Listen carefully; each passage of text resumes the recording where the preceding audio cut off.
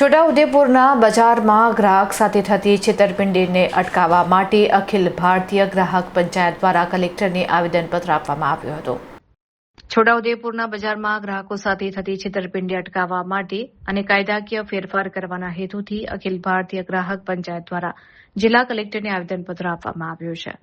આ સાથે જ છોટાઉદેપુરના સાંસદ જશુભાઈ રાઠવાને પણ આ બાબતે રજૂઆત કરીને મહત્તમ છૂટક કિંમત છાપવાની વર્તમાન પ્રણાલીમાં તાત્કાલિક સુધારા લાવવાની માંગ કરવામાં આવી છે।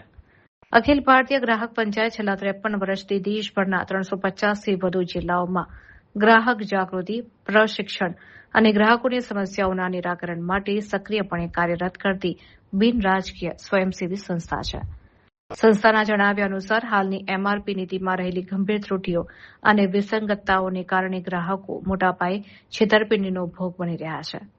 આવેદનપત્રમાં વર્તમાન જોગવાઈઓની ખામીઓ વિગતવાર દર્શાવીને તેના સંભવિત ઉપાયો અને કાયદાકીય સુધારાના મહત્વના સૂચનો રજૂ કરાયા છે, જેથી સરકાર ગ્રાહક હિતમાં યોગ્ય અને કડક પગલાં ભરી શકે। આ પ્રસંગે અખિલ ભારતીય ગ્રાહક પંચાયત ગુજરાત પ્રાંતના મહિલા આયામ પ્રમુખ ડોક્ટર અર્પણા પંચોલી, ગાર્ગી દેસાઈ, ગણપતસિંહ રાજ, જયદેવ પંચોલી તથા સ્વામી સંદીપ રાઠોડ સહિતના અગ્રણીઓ અને કાર્યકરો મોટી સંખ્યામાં ઉપસ્થિત રહ્યા હતા। નમસ્કાર, હું ડોક્ટર અપર્ણા પંચોલી, અખિલ ભારતીય ગ્રાહક પંચાયત ગુજરાત પ્રાંત મહિલા આયામ પ્રમુખનું દાયિત્વ છે।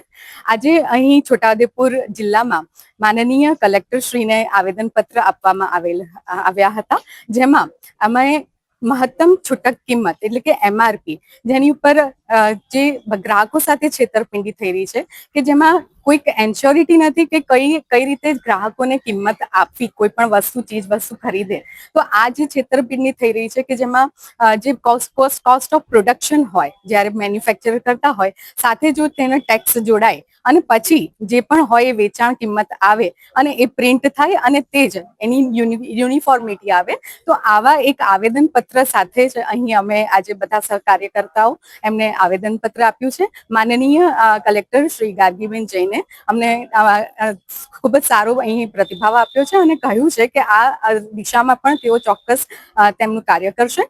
સાથે સાથે અખિલ ભારતીય ગ્રાહક પંચાયત એક ગ્રાહકોનું અવેરનેસ પ્રોગ્રામ પણ કરી રહી છે, પ્રશિક્ષણ પણ આપે છે અને ગ્રાહકોને વિનામૂલ્યે માર્ગદર્શન પણ આપે છે અને છેલ્લા 53 વર્ષથી અખિલ ભારતીય ગ્રાહક પંચાયત કાર્ય કરી રહી છે। આગામી 25મી મે જંતર મંતર દિલ્હી ખાતે ખૂબ મોટું આંદોલન કરવા જઈ રહ્યા છે, તે અન્વયે અત્યારે જુદા જુદા સ્ટેટમાં તથા ડિસ્ટ્રિક્ટ તથા સિટીઝમાં અમે કલેક્ટરશ્રી અને સાંસદશ્રીને આ આવેદનપત્ર આપી રહ્યા છીએ।